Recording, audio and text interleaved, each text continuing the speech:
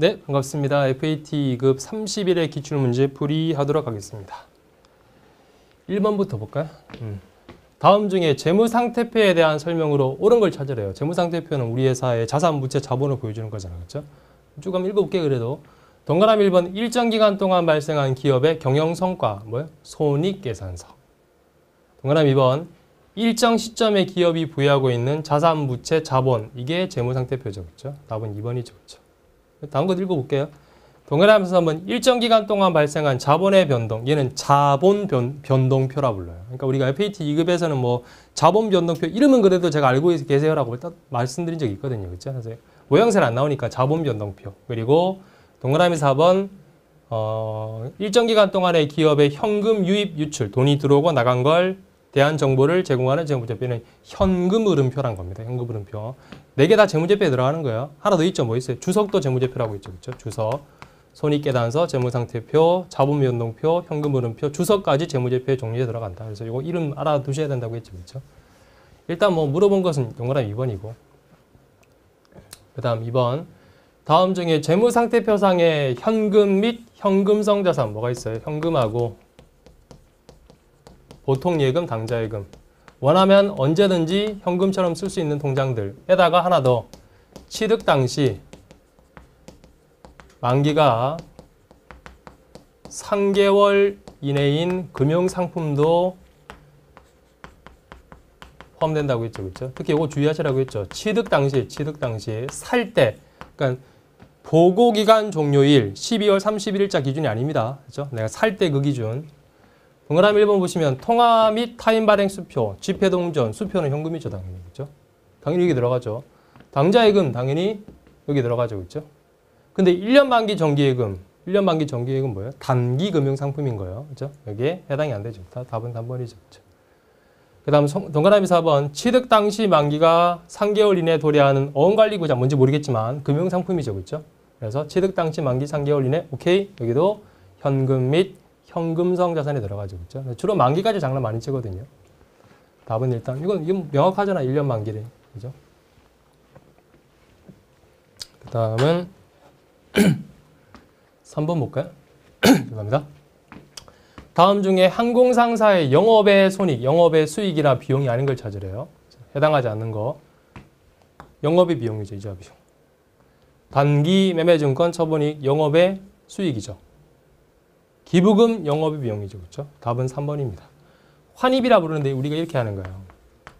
우리가 12월 31일 날 보통 이렇게 하죠. 충당금이 예를 들어서 추정액이 100인데 충당금 잔액이 80밖에 없어. 그럼 20이 모자라잖아요. 모자라면 이렇게 분개하죠. 차변에 대손상각비 20 추가 설정하는 거.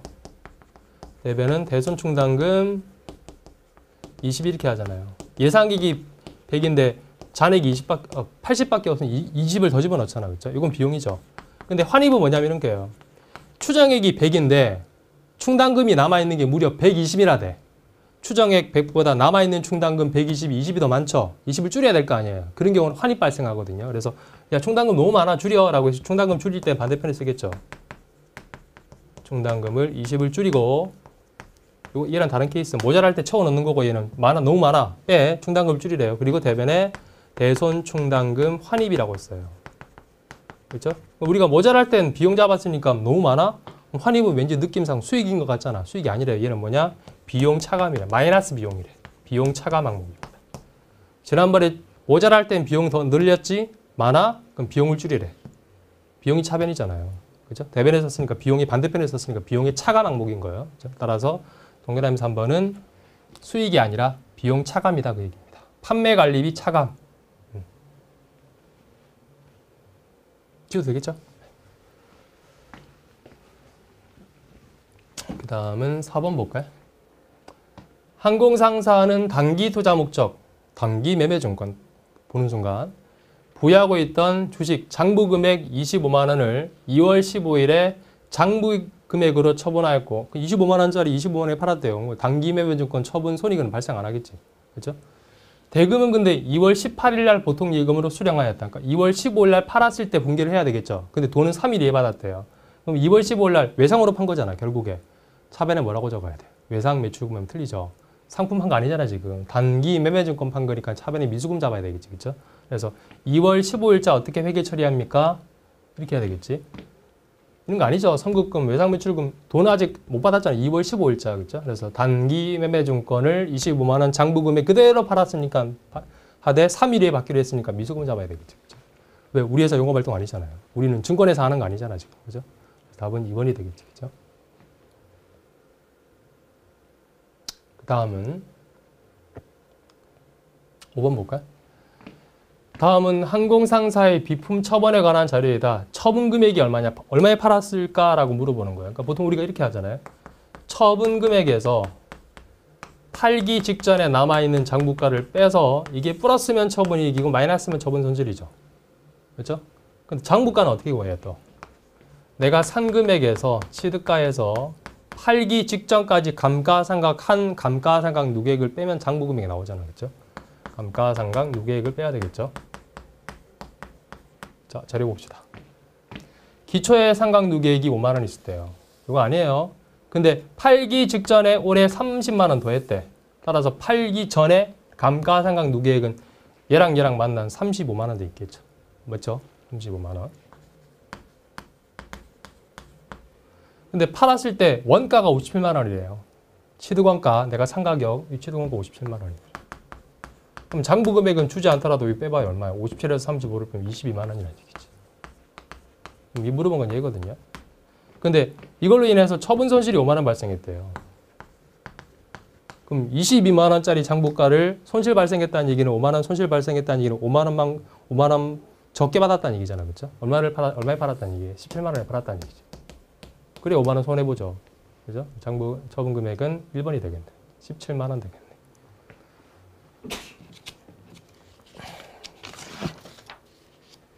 아셨죠? 지울게요.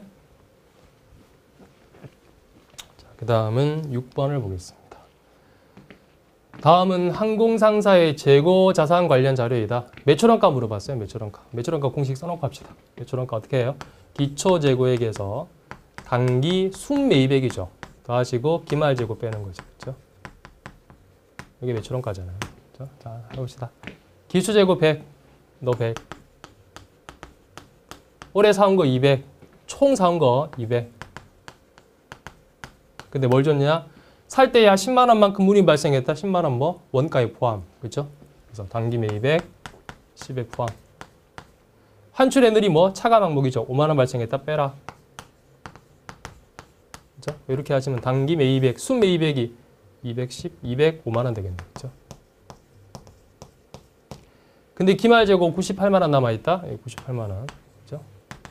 그럼 매출원가 나오겠죠? 100에다가 205만 원 더하시고 98만 원 빼면 되잖아요. 100에다가 205만 원 더하시고 98만 원 빼면 207만 원 되겠네. 그렇죠? 맞죠? 207만 원이 매출원가가 되겠네. 답은 몇 번이에요? 3번이 되겠네. 그죠? 항상 우리 이거 상품원가 계산할 때, 취득원가 계산할 때 부대비용, 운임 같은 거 더하시고 환출애누리 또는 환입 같은 거 뺀다. 그죠? 죄송합니다. 환출애누리 할인 뺀다. 그죠? 자, 그 다음은 7번을 보겠습니다. 7번도 이건 뭐 그냥 맞추세요라고 주는 문제 아니에요. 그죠? 다음 중에 재무상태표 개정 과목, 재무상태표, 자산, 부채, 자본 아닌 걸 찾는 거잖아. 그죠? 않는 걸 찾으래요. 단기차입금, 부채, 장기대여금, 자산, 자산 중에 뭐? 여기까지 알 필요 없는데 투자자산이에요. 투자자산. 그죠? 퇴직급여 충당 부채, 부채 중에 비유동 부채. 그죠? 세금과 공과금은 판매관리비죠. 그죠? 비용이니까 너는 손익계산서죠. 그죠? 됐죠? 다음 중 결산할 때 우리가 선급, 선수, 미지급, 미수 같은 거 하잖아. 그죠? 여기에 해당하는 결산 정리 사항으로 옳은 것을 찾아보래요. 한쪽에 차변의 비용 발생하고 대변의 부채가 증가한대. 차변 비용, 대변의 부채. 여기에 해당하는 게 뭘까요? 물어보죠. 자, 하나씩 봅시다. 공개 다 해볼게요. 임차료 선급분 20만 원 계상하다 그러면 이렇게 되잖아요. 차변의 선급 비용이란 자산을 잡고 숫자 안 써도 되겠죠. 대변의 뭐예요? 임차료란 비용을 줄이죠. 그렇죠? 지금 물어본 것은 차변의 비용, 대변의 부채를 찾으래요. 그 다음 임대료 미리 받은 거 선수분을 20만 원 잡는다. 대변에 뭘로 잡아요? 선수 수익이란 부채를 잡고 차변에 뭐 임대료란 수익을 줄이는 거죠. 그렇죠? 이분계 낯선데 이러면 안 됩니다. 그 다음 이자 수익 미수분 20만 원 계상하다. 차변에 미수 수익이란 자산을 잡고 대변에 이자 수익이란 수익을 잡아야 되겠죠. 그렇죠? 다 아니죠. 마지막 얘가 답이네요. 이자 비용 미지급분 20만 원 계상하다. 차변에 이자 비용이란 비용이 발생하고 대변에 미지급 비용 또는 뭐 미지급 이자 비용이란 부채가 발생하는 거죠. 그렇죠? 그래서 얘를 지금 찾으라고 했죠. 그렇죠? 차변 비용 대변에 부채. 답은 4번이죠. 그렇죠? 답만 체크할 게 아니라 이거 다 분계 당연히 다 알고 계셔야 됩니다.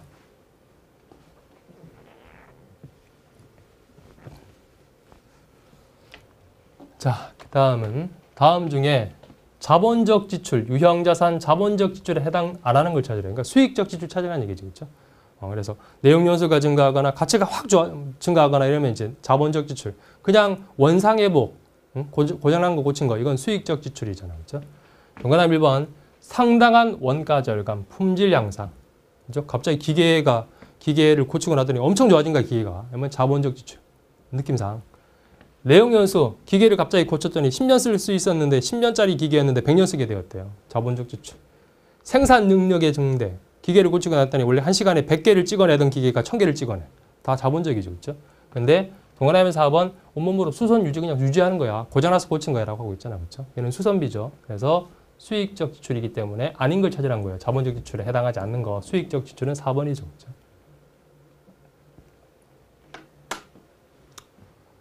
31회는 그렇게 솔직히 말씀드리면 30회는 좀 어려웠어요. 근데 31회는 그렇게 썩 되게 어렵다고 할 만한 게 없지 않나요? 그렇죠? 어렵다고 할 만한 게 그 다음 문제가 어렵다고 할 만한 거죠. 그렇죠? 네, 10번 하겠습니다. 10번이 뒤에 있었어요. 자, 그나마 이제 제가 정규반 할 때 말씀드렸잖아요. FAT 2급에서 내부 통제제도 이거 3번 아니면 치면 한 번 나오거나 아니면 1년에 한 번 나오거나 한다고 했잖아요. 그렇죠? 구석진 내용. 근데 제가 핵심적인 내용 그때 정규반에 정리해드렸거든요. 그거 알고 있으면 이거 풀 수 있어요. 다음 중 내부 통제 제도에 대한 설명으로 옳지 않은 걸 찾으래요. 제가 그래서 막 떠들었거든요. 정규반에서 내부 통제 제도를 아무리 잘 갖추어져 있는다 할지라도 모든 위험을 다 통제할 수는 없습니다. 이렇게 강조드린 적이 있어요. 그 문구 기억나시면 답은 4번이죠. 동그라미 1번, 2번, 3번은 그냥 다 아름다운 얘기야. 그죠? 내부 통제 제도에 대한 아름다운 얘기를 쓴 거고 주로 나오는 얘기라고 했잖아요. 그죠? 내부 통제 제도를 설계하면 모든 회계 부정을 방지할 수 있습니다. 아니라고 했죠. 모든 위험을 통제할 수 없다고 했잖아요. 그렇죠? 그래서 뭐 A4 용지 살짝 들고 오거나 뭐 이런 거 제가 정규반에서 설명드렸는데. 그죠? 그래서 답은 4번이죠. 그렇죠? 그래서 기억하실 게 내부 통제 제도 종류 기억하세요. 통리, 통정모. 기억나세요? 정규반에서 했던 거. 그렇죠? 그다음 이제 일부 조직원에 대해서만 적용하는 게 아니라 모든 직원들은 다 이제 적용 대상이다. 모든 직원들에 대해서 운영된다. 뭐 이런 설명 쭉 드렸잖아요. 그렇죠? 네, 그다음 11번 하겠습니다. 11번은 다음 중 손익계산서 작성과 표시에 대한 설명으로 옳지 않은 걸 찾으래요. 손익계산서 만들 때 어떻게 만들어야 돼? 틀린 걸 찾으래요. 동그라미 1번 손익계산서는 발생주의 들어보셨죠? 현금주의, 발생주의 하면서 제가 정규반에서 했잖아요. 그렇죠? 그래서 손익과 비용은 발생주의에 따라서 합니다. 라고 했잖아요. 그렇죠? 작성하는 걸 원칙으로 한다. 당연한 얘기고. 동그라미 2번 손익계산서 수익과 비용은 총액 기준에 따라 보고하는 것을 원칙으로 한다. 그렇죠? 맞는 얘기죠. 상기하면 안 된다고 했잖아. 그렇죠? 다음 손익계산서는 수익, 비용, 대응의 원칙에 따라 작성한다. 역시 맞는 얘기고. 그리고 동그라미 4번 손익계산서의 세項目들은 유동성 매월법. 맞네. 맞긴 맞는데 유동성 매월법은 누구의 작성 기준이에요? 재무상태표 작성 기준이죠. 유동성이 빠른 순서로. 그렇죠? 손익계산서는 유동성 매월법을 적용하는 게 아니라 재무상태표에 나오는 얘기를 쓴 거죠. 그렇죠? 틀린 걸 찾으라고 했으니까. 그렇죠? 답은 4번이 되는 거죠. 그 다음은 12번도 틀리시면 안 될 것 같은데 다음 중 도소매업을 영위하는 기업의 판매관리비, 즉 비용 아닌 걸 찾으래요. 딱 보는 순간 개발비도 바로 나와야 돼요. 그렇죠? 개발비. 그래서 제가 무형자산에서 정규반에서 무슨 비, 복리후생비, 접대비 웬만하면 다 비용인데 예외적으로 아닌 게 있다고 했죠. 그렇죠? 회사가 연구개발할 때 개발활동 관련된 것은 개발비란 무형자산 잡는다고 했잖아요. 그렇죠? 연구비는 이런 비슷한데 얘는 모르겠어요. 얘는 비용이라고 했죠. 그렇죠? 연구단계, 개발단계 하면서. 나머지 다 비용이고 당연히. 다음은 13번 볼까요? 다음 중 감가상각비 과소 적게 했대요. 잘못한 거죠. 잘못했을 때 재무상태표에 미치는 영향으로 옳지 않은 걸 찾으래요.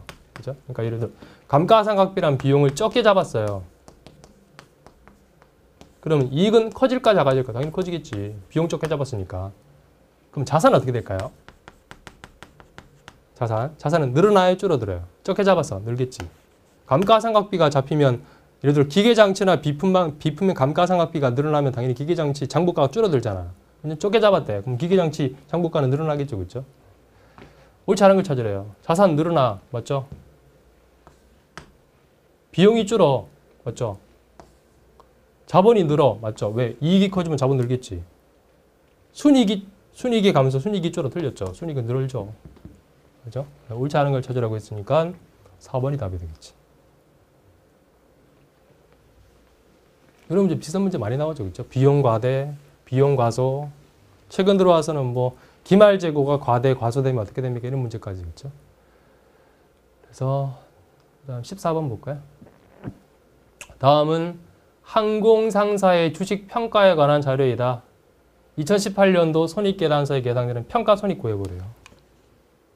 해답에 분계 다 돼 있으니까 이거 바로 그냥 바로 볼게요. 6월 1일자 단기 투자, 단기 매매 증권. 생생의 주식 1000주를 주당 1200원에 액면가 무시하고 한 주에 1200원 샀대요. 한 주당. 근데 12월 말에 되어서는 1300원 되었대. 그러면 1200원짜리가 1300원 되었으니까 100원 평가이익이죠. 그렇죠? 근데 총 1000주니까 100원 곱하기 1000주 하시면 얼마? 평가이익이 10만 원인 거죠. 그렇죠? 평가이익 10만 원이죠. 이건 평가 손실 아니죠? 동그라미 4번이 뭐죠? 죄송합니다. 30만 원이거든요. 이게 지금 PPT를 제가 제작할 때 빠졌네요. 30. 답은 일단 1번이에요. 문제 풀어보셨으니까 아시겠지, 그렇죠? 1번. 죄송합니다. 이게 글꼴이 안 맞아서 이게 안 보이네요. 30이에요. 답은 1번이고. 자, 그리고 마지막 15번 보도록 하겠습니다. 다음 중에 가와 나에 대한 설명으로 옳지 않은 걸 찾으래요. 가. 대여금에 대한 이자 10만 원이 보통 예금 계좌에 입금되었다. 이게 분계를 보시면 이렇게 되겠죠. 보통 예금, 이자 수익. 금액을 안 써도 되겠죠. 거래처로부터 상품을 30만 원 나 매입하기로 계약하고 여기까지는 거래 아닌데 뒤에 보시면 계약금 10%, 30에 10%니까 3만 원을 보통 예금 계좌에서 이체했대요. 그렇죠? 그럼 보시면 계약금 준 거예요, 지금. 보통 예금 금액 안 써도 되겠죠. 3만 원. 이쪽이 뭐? 선급금. 그렇죠? 그리고 요 두 개를 보시고 자 볼까요? 가는 손익거래이다. 나는 교환거래. 이게 뭐지? 이건 제가 정규반에서 설명 안 했는데 이렇게 보시면 손익거래란 것은 수익과 비용이 나오는 거래. 수익과 비용이 나오는 거래. 이 두 개 중에 뭐예요? 얘는 손익계란 거야. 이자 수익이란 수익이 나오잖아요. 그렇죠? 그러니까 분계 중에 수익과 비용이 나오는 분계를 부를 때 그냥 손익거래, 이를 손익거래라 불러요. 손익거래. 수익과 비용이 나온다. 수익 나왔잖아요. 또는 비용이 나오거나. 그 다음 교환거래는 뭐냐 하면 얘처럼 수익과 비용이 없는 거래. 아시죠? 이 수익 없잖아요. 수익 비용 없잖아. 수익과 비용이 없죠. 자산이잖아. 그렇죠? 얘를 교환거래라고. 몰라도 풀 수 있죠. 이거 처음 들었는데 지금 배웠잖아요. 그죠? 그리고 동그라미 3번에 보시면 가는 차변의 비용이 발생, 대변의 자본의 감소. 차변의 비용이 발생해요? 아니잖아요. 대변의 자산 감소 아니잖아요. 차변의 자산 증가, 대변의 수익 발생이죠. 그렇죠? 답은 3번이 틀렸네요. 4번은 맞죠? 차변의 자산 증가, 선급금이라는 자산 등 증가, 대변의 보통 예금이란 자산의 감소로 결합되는 거리가 맞죠. 그렇죠? 이렇게 해서 30일에는 자, 여기까지 해서 30일에는 이렇게 마무리하도록 하겠습니다. 감사합니다.